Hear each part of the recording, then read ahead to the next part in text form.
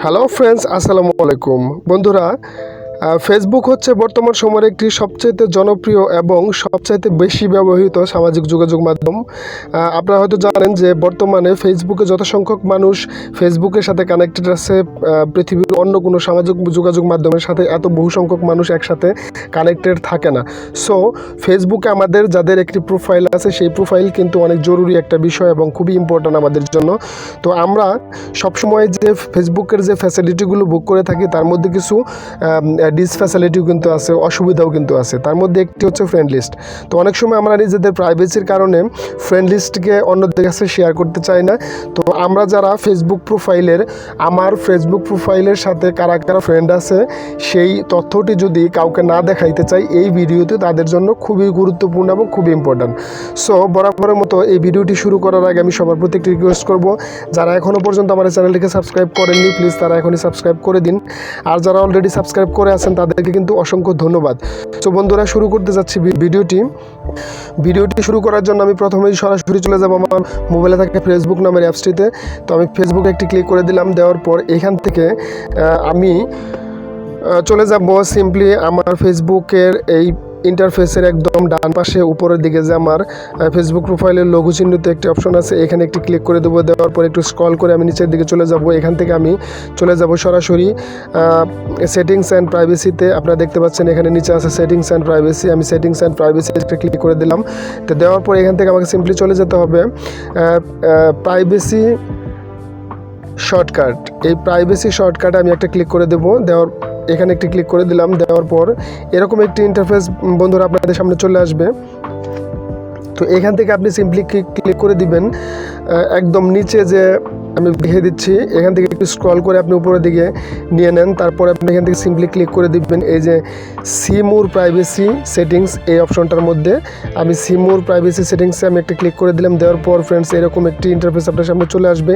এখানে কিন্তু অনেক জরুরি সেটিংস আপনার জন্য রয়ে গেছে। যেহেতু আপনি এখানে আজকে ফ্রেন্ড লিস্ট নিয়ে একটু প্রাইভেসি সেটিংস করবেন, সেই জন্য আমি সরাসরি এখান থেকে অন্য কোনো অপশনে না গিয়ে সরাসরি এই ফ্রেন্ড লিস্টের যে অপশনটা আছে, এই অপশনের মধ্যে একটা ক্লিক করে দেবো। তো এটাকে ক্লিক করার জন্য আপনি এই চিহ্নটার মধ্যে একটা ক্লিক করতে পারেন। আমি এখানে একটা ক্লিক করে দিলাম। দেওয়ার পর ফ্রেন্ডস এরকম একটি ইন্টারফেস আপনার সামনে চলে আসবে। তো এরকম একটি ইন্টারফেস আপনার সামনে চলে আসার পর আপনারা দেখতে পাচ্ছেন এখানে চারটে অপশন আছে পাবলিক।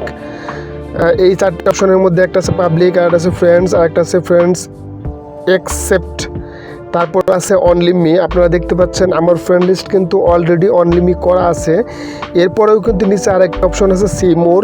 তো যেহেতু আমি আমার ফ্রেন্ড লিস্টটিকে কাউকে দেখাইতে চাচ্ছি না, তো আমি সি মোরটাকে একটু ওপেন করে দিলাম। দেওয়ার পর দেখতে পাচ্ছেন, তো আপনি যদি আপনার ফ্রেন্ড লিস্টটিকে পাবলিক করে দিতে চান, সেই ক্ষেত্রে আপনি উপরের এই পাবলিক অপশনে ক্লিক করবেন। যদি শুধু ফ্রেন্ডদেরকে দেখাইতে চান, তাহলে শুধু ফ্রেন্ডে ক্লিক করে দিবেন।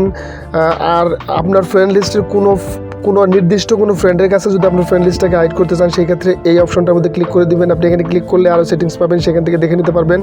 যেহেতু আজকের এই ভিডিওর মাধ্যমে আমি আপনাদেরকে শেখাবো যে আপনার ফ্রেন্ড লিস্টটিকে হাইড করে রাখবেন, শুধু আপনি দেখবেন, ফেসবুকের আদার্স কেউ দেখবে না। সেই ক্ষেত্রে আপনি অনলিমিতে একটা ক্লিক করে দিবেন। আমি অনলিমিতে অলরেডি ক্লিক করে দিয়ে রাখছি। এই হলো সেটিংস। এখানে আপনি অনলিমির ঘরে এভাবে টিক দিয়ে এখান থেকে বের হয়ে চলে যাবেন। আমি এখান থেকে ব্যাক করে চলে যাচ্ছি।